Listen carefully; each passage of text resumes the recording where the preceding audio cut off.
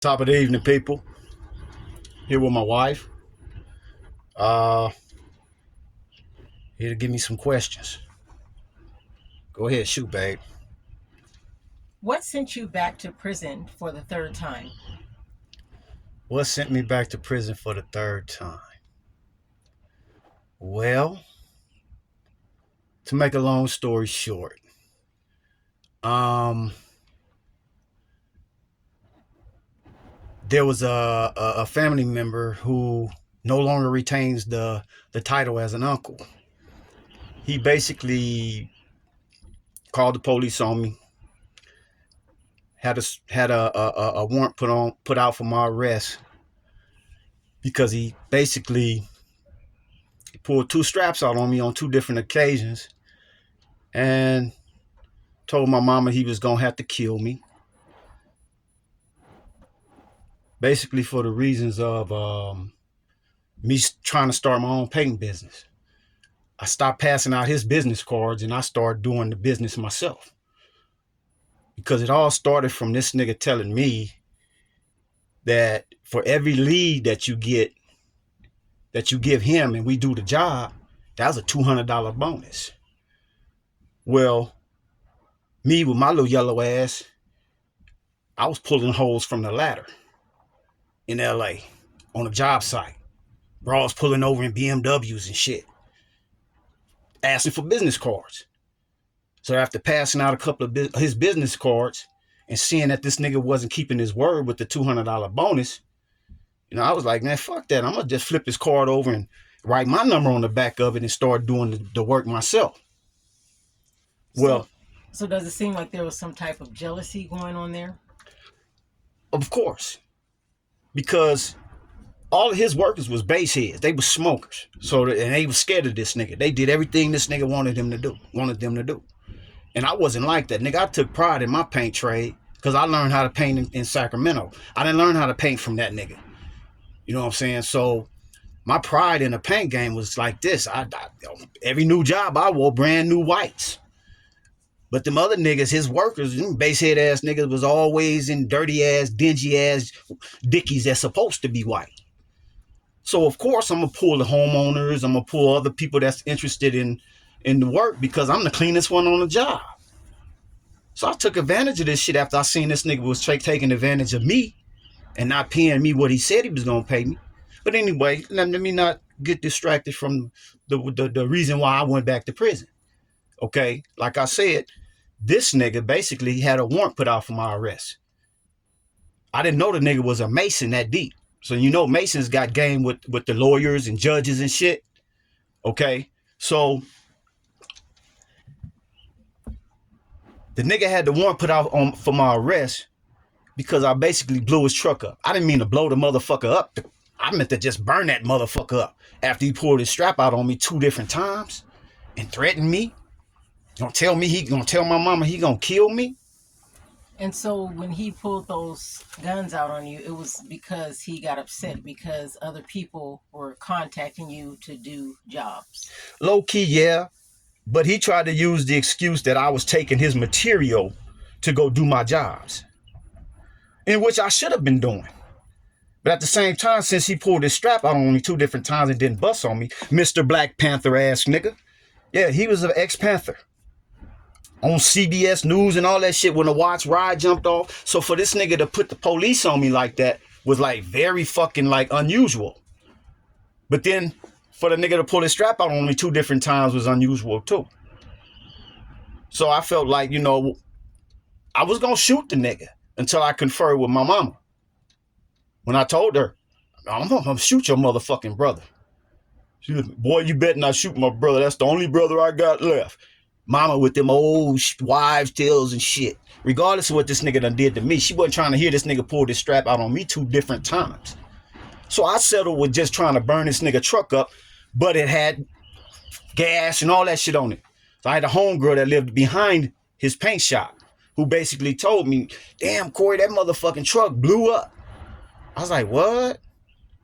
Good for his motherfucking ass for fucking a nigga about my little $200 and for pulling the strap out on me two different times for fucking a game. Well, anyway, The police came to my house with a search, you know, with a search warrant for arson for my arrest. Okay. Never produced a search warrant. Went in my apartment, found dope, gaffled me up. I'm going to court. They dismissed this punk ass nigga so-called arson case because the job was completed for them to get into the house and illegally get information to get me put back in prison. You see what I'm saying? Now check it out. The strange thing about this whole scenario is I was willing to, put bygones behind us and forgive this nigga for this gay shit. And when I say forgive him, I mean, after getting the 14 years and 4 months sentence, 7 of them years, I was putting my pride to the side, trying to call this nigga and trying to apologize to the nigga and try to make amends to this nigga. But the whole time I'm hearing him telling his wife, nah, I don't want to accept the collect call. You know what I'm saying? And that should be hurtful in jail because you can hear when you in there, collect call from whoop, whoop, whoop. Do you accept? No. Or you can hear the background talk. So I was like, okay, cool. I went through that shit for 7 years. Okay. So finally, in 2004, I wrote him a final fuck you letter. Nigga, there ain't gonna be no reconciling after this one. I done tried to call, I done tried to be cool with you. I tried to put bygones and all that shit behind us. And you, okay, nigga, so when I get out, you keep your distance and I'm gonna keep my distance. Keeping it gangster. That nigga ain't no gangster. Nigga's a hook. But anyway, that's why that nigga sent me back to the pen. So what was the process you had to go through once released from prison? Oh, that's easy. A lot of people don't know. You got to basically do your homework on the parole region that you want to parole to. Because I know you heard of dudes always getting violated, going back to the pen. Well, I was told Inglewood region was a good district for the blacks. And I had paroled there before and discharged off parole. Okay. So I had to be able to qualify to go to that Inglewood parole region, I had to have an address. And the only address that I knew of or anybody in the family knew of was my sister's daddy. Okay. Whom I found out later on was a suck ass nigga who didn't like me either.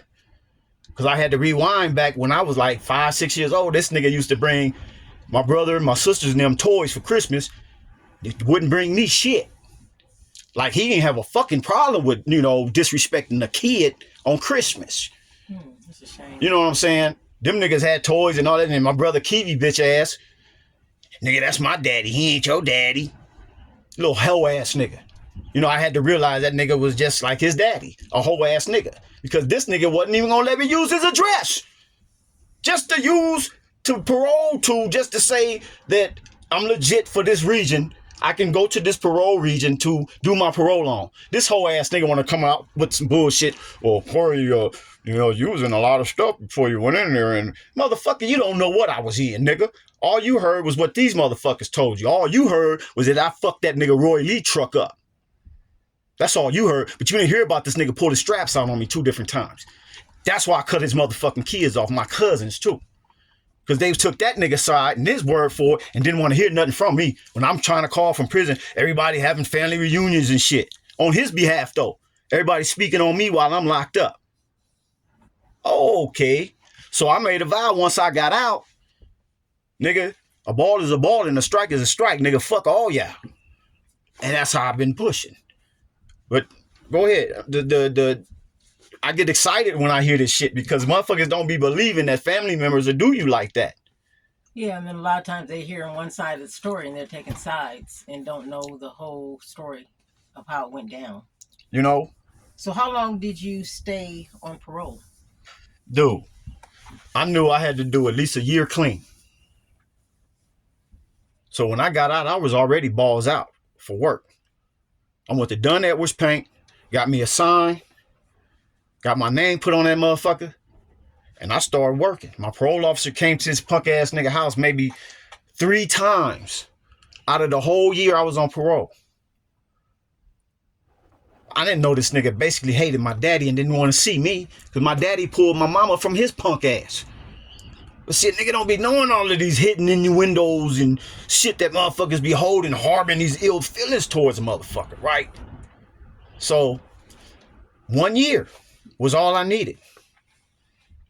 Which was a rough one, because within that 1 year, I had to shake my punk ass brother Rick, trying to put me through his old hoe ass path of life.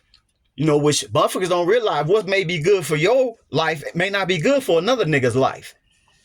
You know, I should have known that it was going to be a problem when I first got out, and this nigga had the nerves to tell me, oh, you know, I got a problem with the scripture about a camel going through the eye of a needle, because this nigga love his money. You know, and that shit even transcended on, it went further to when the nigga got married. The nigga even had his motherfucking wife sign a motherfucking prenup. I wouldn't have married that son of a bitch. But she not knowing this nigga used to take his wedding ring off and hide that motherfucker. Yeah. So she don't know she done married into a crook ass motherfucker. And she don't get her ass bit. For real. Because that nigga is not to be trusted. Wait, not to mention, nigga, I shook his house. I went homeless, nigga, after I got out the pen. I went homeless for a whole month because I wasn't finna stay at that nigga house trying to do this Uncle Tom shit to me. Nigga, after all the rep and the respect I got from COs and lieutenants and captains and shit in the pen, you think I'm gonna get out and get with this hook ass nigga that can't even tell a bitch he really ain't ready to be married? He really want to keep fucking around. He want to take his ring off and hide it and shit. Like he's going to work. But you got all these other bitches, you scandalous ass nigga. Yeah. But this bitch ain't knowing. Signing a prenup should have let her know. Nigga, this nigga about his money. He's a fucking crook. And that's what let me know, nigga, you better get out of his house, because that nigga will put you back in jail. He'll get on the stand and testify on your ass just to lie on your ass.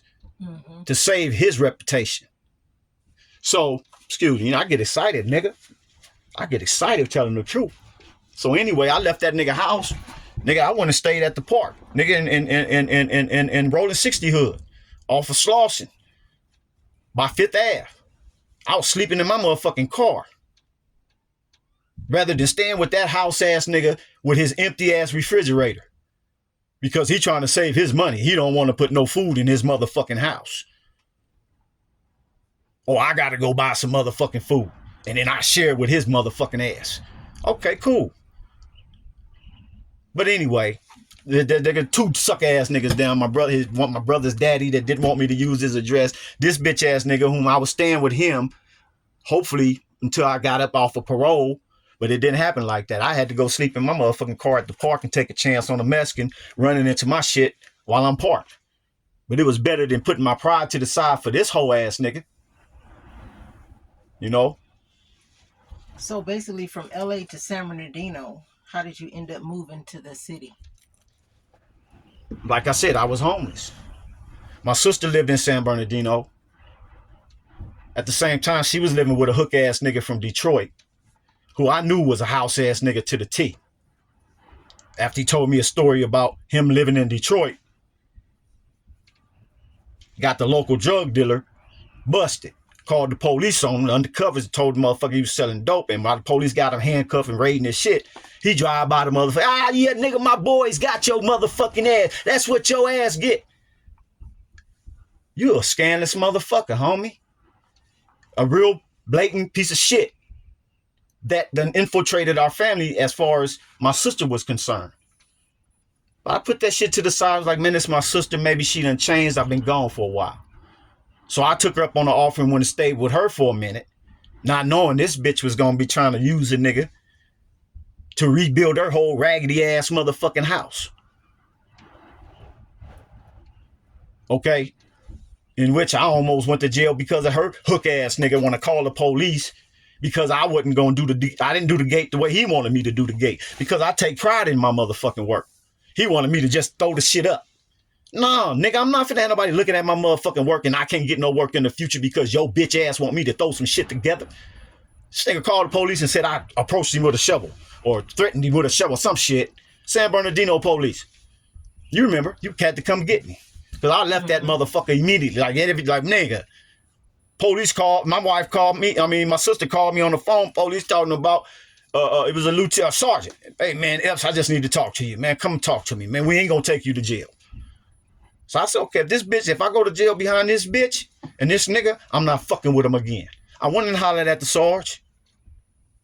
Then he had an old rookie ass motherfucker straight out of Afghanistan with all these old racist ass tattoos, wanted to ask me questions in 3 different ways, the same motherfucking question, to see if I was going to incriminate myself. No, I didn't have no motherfucking axe. I didn't have no weapon. I ain't had on nothing on that motherfucker. But that little motherfucking instance could have sent me back to the penitentiary because of a hook ass motherfucker that my family let come in and infiltrate our shit. That nigga ain't even from California. You stupid motherfuckers. Wow. And that's how I wound up in San Bernardino, and from there it got a little bit better because I met you. But it was still a lot of bullshit in the air because motherfuckers wanted to play tug of war with me, wanted me to come to Sacramento, wanted me to paint this for their family. And that. I think motherfuckers just wanted to use me like, you still got your youth, and the last of your youth we want to use the fuck up. And surprise, then, motherfuckers. Yeah, and then your sister told you to get into her house because she wanted to give it to you, transfer the deed over, and then end up just having you trying to fix it up so she can rent it out, which was a deception. Another deception because her dude was dying from that orange dust shit, whatever that when he got from the military, and he had a little money coming, so he bought another house. And she was like, well, what are we gonna do with this one? He was like, I don't care. You thought it just must move to this other. I was like, nigga, I'll take this motherfucker. You put my name on the I'll take care of this motherfucker. So she gonna tell me after 6 months, she gonna see what she can do as far as the paperwork and as far as letting her credit get back right. Well, not knowing the 6 months that we was paying the rent, we was paying this bitch mortgage. We paid this bitch mortgage for 3 years. 6 months had came, another 6 months had went. Then all of a sudden I was told that, nigga, we ain't ready for no motherfucking house. Bitch, who was you to tell us we ain't ready for a house? I knew it was a setup when she just had you fixing up everything, and she would never bring it up about getting the paperwork done. And that's when I was like, what's really going on? And that's when I seen that it was a lot of deception going on and you were being used. And you know what? That's why we was going at that tug of war shit. You know, I'm not listening to you. I'm trying to love my fucking family, these deceptive motherfuckers that raised me. You know, instead of listening to the gift that God gave me, my wife. But I woke up. I woke the fuck up. It took 7 years. It took 7 years of freedom, fresh freedom, to finally realize, you know what? You need to go and start listening to your wife, who was the one that basically said, nigga, let's start checking up on your credit. Let's stop paying your sister that motherfucking cash money. Let's leave a paper trail so we can build your credit up. And that's where the conflict came in at. She didn't like that. She wanted cash so she can keep it undercover. Yeah, she wanted cash to keep it undercover. Taxes. You know what I'm saying? For renting. But at the same time, she wanted to keep a nigga on the ground, underground. She wanted to keep benefiting from us staying there, but don't want a nigga to climb. All the way to the point to where the bitch put an unlawful detainer on us. Like, nigga, I'm just a crook. My family's just gonna stay in her house for free. But she got that idea from Rick bitch ass. And then she was going around telling people because she had a friend that said were you still watching your sister's house? You know, completely, totally opposite than what she was telling us. So it was a lot of backstabbing, a lot of people going behind the back, talking, two-facing that I started seeing. Along with Brittany, her motherfucking daughter, sneaking in the house while I'm going to Sacramento or while we going to Sacramento. Nigga, you ain't supposed to be coming in the motherfucking spot. Leaving motherfucking doors open so motherfucker can break in there or if one of her friends can break in there and take our shit. Because my other niece, remember Michelle was saying how every time somebody broke in their house, her shit and her mama's shit was the only shit that was getting taken. So that looked like Brittany ass was having her friends come over there stealing shit because the little bitch was a thief. You know, so it's funny, dude. Go ahead. So I remember you studying for your contractor's license. So what happened to that? Well, After passing the exam, the law part, after passing that, they said I failed the trade part. So I accepted that, went back, got my cheat sheets, and started studying. I had like 500 cheat sheets. I'm sitting there studying like a motherfucker. My contractor's license. You remember my contractor's license law guide. I'm studying. I go to take the test again. I get the same motherfucking results on the trade. Exact same number. 55. Fail. 55. Now I'm like, nigga, that's not a coincidence. Yeah. And then they wouldn't let you see what you failed. And then they don't let you see what you failed. Yeah. So, remember, we got some shit in the mail from Sacramento, the contractor's license law board, that I had to submit a declaration of rehabilitation, and they can give me a probationary license.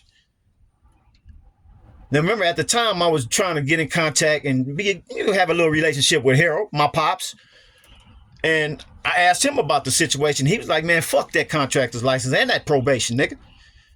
Go on and let your declaration rehabilitation go through, get your shit expunged, and get your license legit without any ties on it.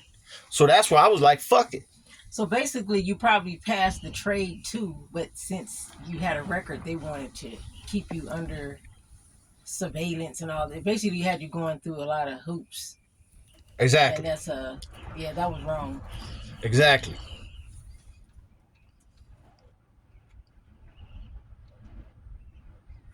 Now, recently you just heard that your mom has 3 days to live.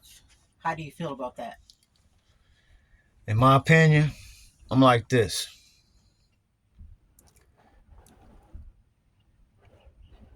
If you the devil's advocate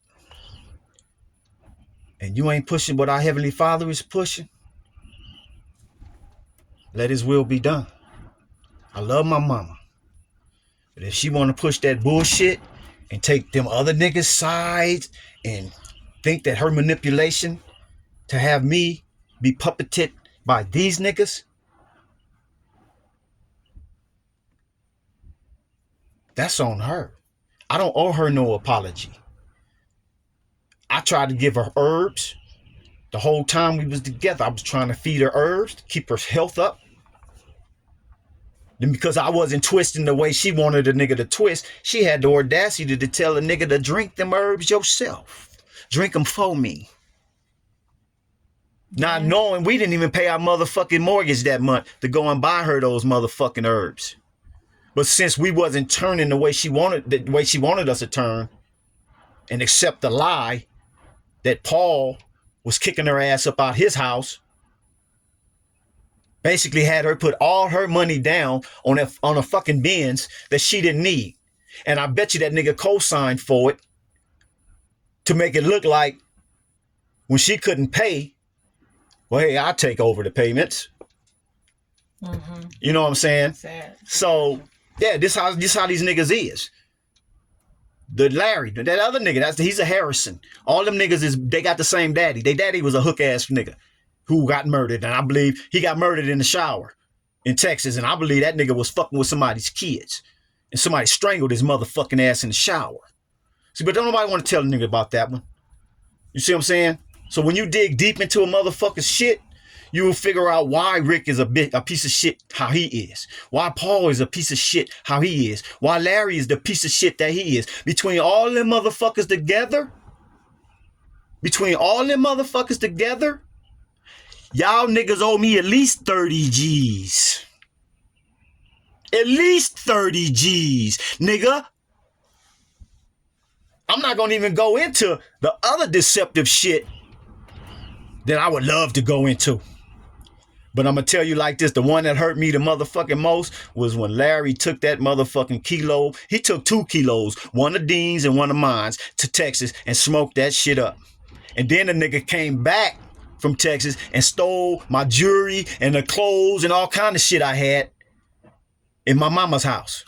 And never recompensated you for any of that. None of that, nigga. Every time I got out of prison, I had to start over with $200 gate money, nigga. $200 motherfucking dollars. Ain't none of them motherfuckers try to help me really get back on my feet to make thousands. So it seems like they've done a lot of stuff, but they kept that quiet. To everyone else, the family don't know about that kind of stuff. Don't know nothing about that. Yeah. That's why I'm like, they want to look holier than thou to everyone. Yeah. And make you look like you the criminal, you the jailbird. Exactly. Yeah. And for my mama to push that same narrative and be on them hook ass niggas side is like, dude, I'm not gonna come running to your motherfucking deathbed, nigga. Well, I don't want to see you looking dead. We tried to help her. We tried to get her into a house. We had the guy come out to try. Our broker came to the motherfucking house, tried to get her a house. She lied about having a GI Bill. She didn't even make enough to. She told us she made enough and all that.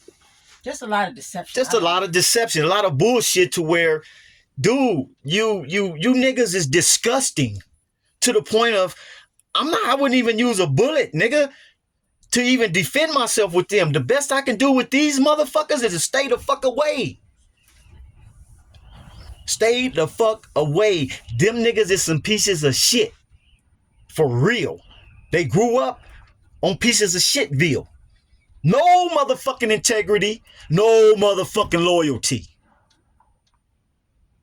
Can't none of them niggas go and put my shoes on that I had on in the penitentiary.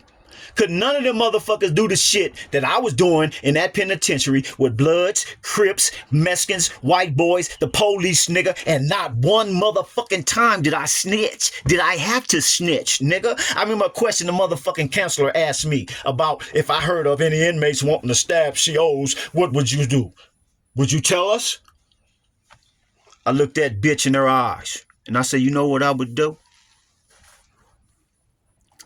I would get the situation resolved where staff and the inmates would be happy about it. That's how you deal with shit. Nigga, you don't have to tell. But them niggas in there that's telling, they telling because they scared to death.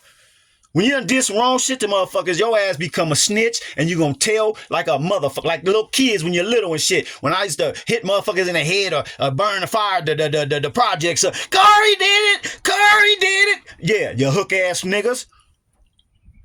So, if moms wanted to rest in peace like that, my conscience is clear. I put up many videos letting them niggas know they better get right with God. Like Jesus said, my mother and my brothers are those who are doing the work of the Lord.